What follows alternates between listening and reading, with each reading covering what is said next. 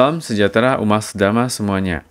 Terima kasih atas rahmat Tuhan Yang Maha Esa, welas kasih dari Buddha Maitreya, kebesaran dari Dwi Maha Guru Agung, Secun dan Semu, lindungan dari ketiga yang Arya sesepuh di Nirwana, bimbingan dan dukungan dari para sesepuh dan pandita, sehingga pada kesempatan kali ini Hoshe mendapatkan kesempatan mengikat jodoh yang baik bersama dengan umat sedharma semuanya. Umat sedharma semuanya berbahagia pada hari ini. Hoshe akan belajar kembali bersama dengan umat sedharma membahas mengenai kitab Di Den Pian bab ke-14. Di Den Pian 第14章，子曰：不患无位，患所以立；不患莫己知，求为客之也。 Dalam bab ini, Nabi Confucius mengatakan, jangan prihatin karena tidak mempunyai posisi. Prihatinlah karena tidak mampu memenuhi persyaratannya. Jangan terganggu karena tidak memperoleh pengakuan. Prihatinlah karena tidak mampu memberikan hasil-hasil yang baik. Dalam bab ini, Nabi Confucius mengatakan demikian. 不患无位. Manusia dalam kehidupan tentu tidak lepas dari banyak kerisauan. Dari begitu banyak kerisauan, tentu berbalik kembali kepada diri kita masing-masing. Karena semua kerisauan yang ada pada setiap umat manusia dimulai dari diri kita sendiri. Nabi Confucius mengatakan, sebagai layaknya seorang manusia yang bermoral, terlebih kita sebagai seorang pembina, jangan takut dan risau pada suatu status atau kedudukan. Pada umumnya, manusia menginginkan kedudukan yang tinggi. Semua orang memiliki asumsi dan mengatakan, kedudukan tinggi akan lebih menguntungkan bagi mereka. Sehingga, manusia akan menggunakan berbagai macam cara untuk bisa mencapai apa yang mereka inginkan, terlebih kedudukan yang tinggi ini. Confucius menyampaikan kepada kita semua bahwa kedudukan dan nama bukanlah sesuatu yang menjadi tujuan utama kita. Terlebih, kita sebagai seorang pembina dalam kalangan wadah ketuhanan, kedudukan, ketenaran, dan nama tidak ada artinya bila kita tidak ada pelaksanaan pada diri kita masing-masing. Dan kita hanya sementara saja di dunia ini, tidak ada yang abadi.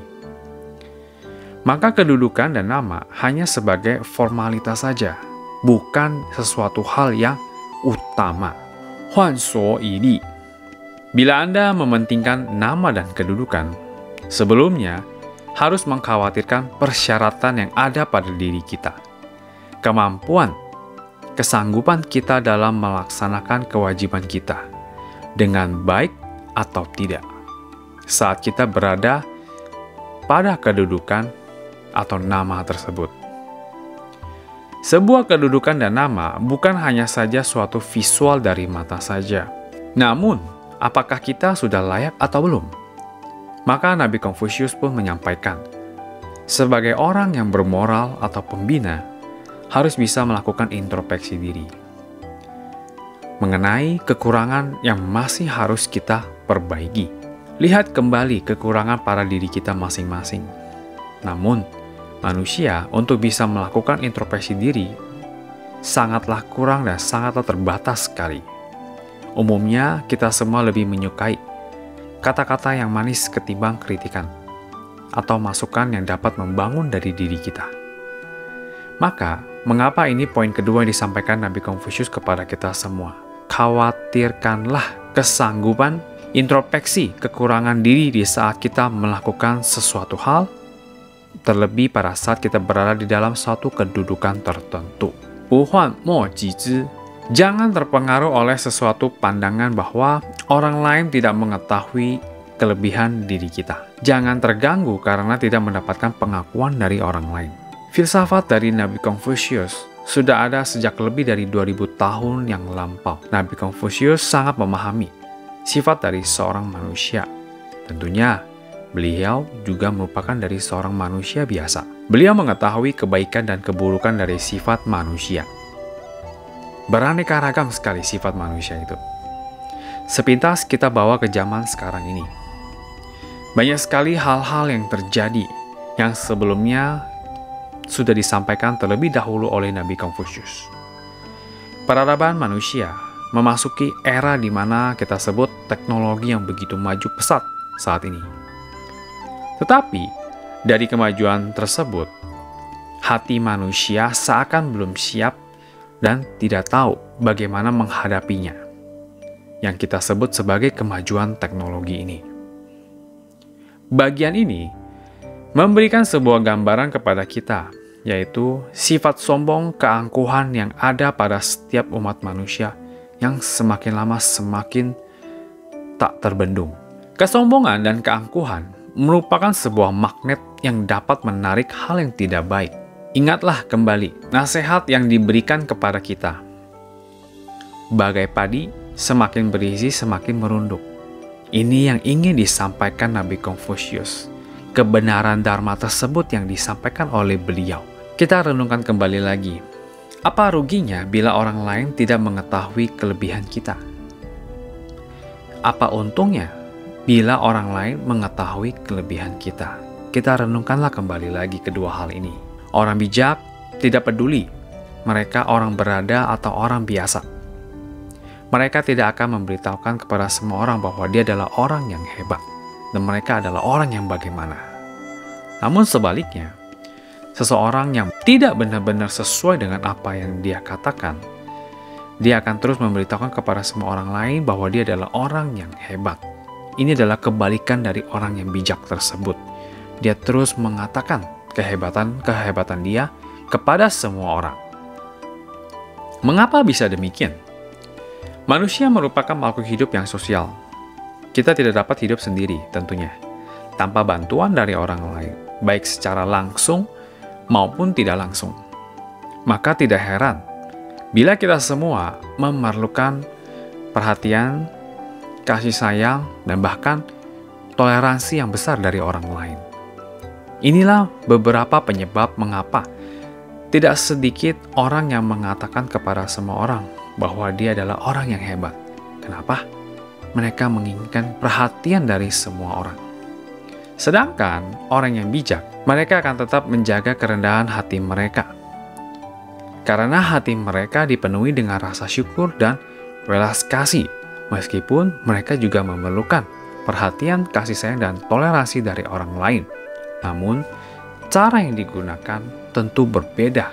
Dalam wadah ketuhanan, hal demikian sangat terlihat jelas sekali. Seorang pembina harus bisa menyesuaikan diri. Apa yang dipelajari, apa yang diucapkan, maka harus selaras dengan pelaksanaannya masing-masing. Para pendahulu mengatakan, pembinaan diri bukan hanya segi internal saja, juga bukan dari segi eksternal saja, melainkan dari kedua segi, baik internal dan eksternal, bersamaan dilakukan. Bukan hanya meminta kita belajar saja, namun tidak ada perwujudan dari tindakan kita. Juga bukan meminta kita terus melakukan tanpa ada pembelajaran. Ini juga tidak baik. Melainkan ada dari pembelajaran dan juga ada dari perwujudan tindakan kita semuanya. Ini akan menjadi sebuah keseimbangan.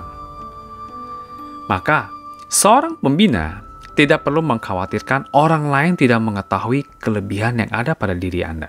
Karena kita membina diri bukan ini tujuan yang kita inginkan, memperlihatkan kepada orang lain. Bukan demikian. Melainkan membantu kita memperbaiki diri kita kembali. Introspeksi diri kita.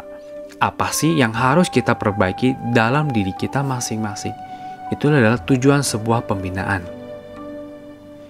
求为克之也.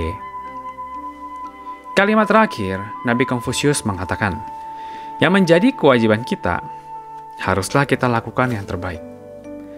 Berikan hasil-hasil yang terbaik yang bisa kita berikan. Melainkan bukan takut pada orang lain tidak tahu kelebihan kita. Justru kita harus prihatin karena tidak mampu memberikan hasil-hasil yang baik. Ini akan menjadi sebuah tujuan. Ibarat seperti bertoleransi kepada orang lain, namun ketat dan disiplin pada diri kita sendiri. Dengan demikian, Anda akan melakukan kewajiban Anda dengan sungguh hati. Melakukan sesuatu dengan sungguh hati, hasil yang dicapai merupakan hasil yang paling maksimal. Tentunya kita sebut yang terbaik. Dengan demikian, seiring berjalannya waktu, kita tidak perlu memberitahukan kepada orang lain. Sebaliknya, orang lain cepat lambat juga akan mengetahui kelebihan yang ada pada diri kita masing-masing. Sifat demikian yang harus dimiliki sebagai seorang pembina yang arif dan bijak. Mereka tidak membuang waktu, tenaga, dan semangat pada hal yang tidak perlu mereka lakukan, tetapi konsentrasi dan fokus untuk melaksanakan kewajiban masing-masing dengan sungguh hati. Maka, kelak tujuan yang ingin mereka capai akan dengan sangat segera, dengan sangat cepat mereka mencapainya, dan bahkan mencapainya dengan hasil yang paling maksimal. Bukannya tidak tercapai, hanya menunggu jodoh dan bagiannya tiba, maka semua hal akan terwujud. Inilah yang disampaikan Nabi Konfusius kepada kita semua. Jangan prihatin karena tidak mempunyai posisi. Prihatinlah karena tidak mampu memenuhi persyaratannya. Jangan terganggu karena tidak memperoleh pengakuan dari orang lain, tetapi prihatinlah karena kita tidak mampu memberikan hasil-hasil yang baik. Demikian pembahasan kitab Jiren bab ke-14. Semoga Dharma ini bisa bermanfaat untuk kita semua. Bila ada perkataan yang salah, mohon pengampunan dari Tuhan Yang Maha Esa. Bimbingan para pandita, semoga Tuhan selalu memberkati kita semua. Kita semua terhindar dari mara bahaya dan bencana. Semoga semua makhluk berbahagia. Terima kasih.